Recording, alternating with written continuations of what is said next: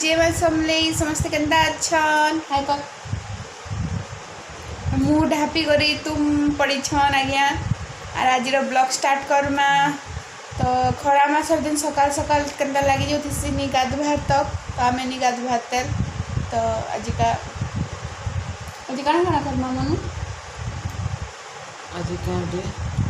आज ट्यूसडे बोला आज मस्त पनीर तड़काली विथ आलू रो पराठा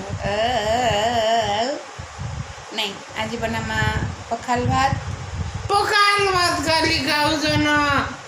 काली पखाल भात बने थिलु नहीं काली सुखा भात हेतिला मी पखाल बन मटे भन ने लगे बर मी नहीं खा जा भूखे आज बना पखाल भात आलू प्यासी चना आउ माखन तरकारी आउ दही बैगन आ जदि साग आनला बेले साग घिमा साग बंद करो क्या लगे मूड खराब से पखाल भात खाएस मी नहीं खा खूब पखाल हमरा भन नहीं लगे पखाल भात तो ले छानी देनी हां बोले ठीक अछि